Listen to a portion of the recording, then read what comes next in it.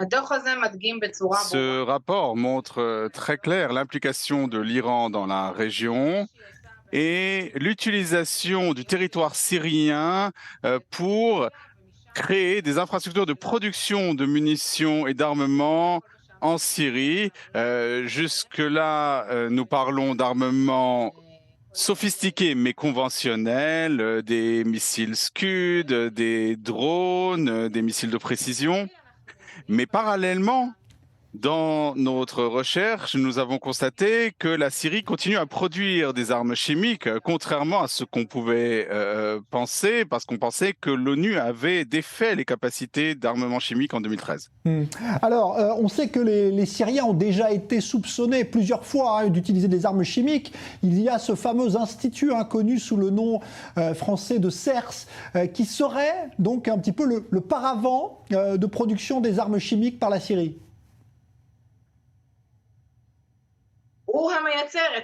C'est plutôt le producteur d'armement chimique. C'est ce que le CERS fait. C'est un centre de production d'armement en Syrie. Nous avons identifié 18 sites de production sur le territoire syrien. Le site central est entre Hama et Homs, dans cette région-là.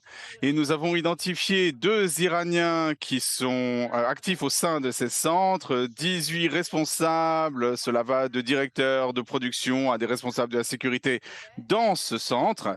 Et nous comprenons aujourd'hui que la Syrie, qui déjà à 5 reprises a utilisé des armements chimiques contre le peuple syrien pendant la guerre civile, il semble que la dernière fois cela a été en 2018, eh bien la Syrie continue à produire des armes chimiques et il est possible que cette arme parvienne dans les mains du Hezbollah.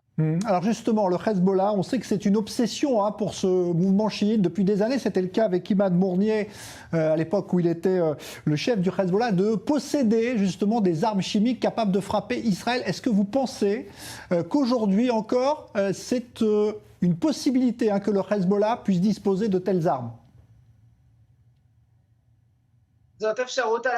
C'est effectivement une possibilité très plausible parce que si les Syriens ont de telles armes, or aujourd'hui il y a des liens très étroits entre la Syrie et l'axe chiite iranien et l'Institut CERS sert à toutes sortes d'autres objectifs. Il est tout à fait possible que le régime syrien transfère ce type d'armement au Hezbollah. Je dirais même plus, ce rapport que nous avons publié montre bien le danger iranien à l'échelle globale, pas seulement pour Israël, pas seulement pour les Syriens, pas seulement pour l'Irak, pour le Liban, mais c'est quelque chose qui peut toucher tous les pays du monde. On a déjà vu ce qui s'est passé en Europe, au Venezuela, et il faut bien le comprendre. Ce qui se passe avec cet institut, c'est encore un ancrage iranien sur le territoire syrien, qui accroît l'influence iranienne au Proche-Orient. Et c'est quelque chose auquel il faut en face et on ne peut pas l'ignorer et fermer les yeux. Ouais.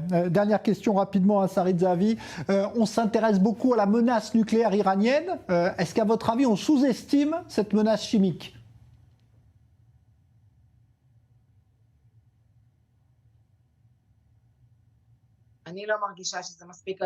Je n'ai pas l'impression que ce soit effectivement à l'ordre du jour, en tout cas pas suffisamment. Et j'aimerais souligner effectivement qu'au-delà des menaces de l'armement chimique, il y a aussi les menaces d'armement conventionnel. Et bien qu'il y ait des attaques régulièrement contre cet institut, nous voyons qu'ils reconstruisent leurs infrastructures très rapidement et il y a des afflux de fonds d'Iran vers la Syrie pour continuer la production de ces missiles de précision, ces drones et l'armement chimique. Et effectivement, c'est quelque chose auquel il faut prêter beaucoup plus attention. Merci beaucoup pour ces explications. Donc, ce rapport que vous publiez avec votre institut Alma, Sarit Zahavi, lieutenant-colonel de réserve dans l'armée israélienne et fondatrice donc de ce centre de recherche Alma spécialisé sur la Liban et la Syrie.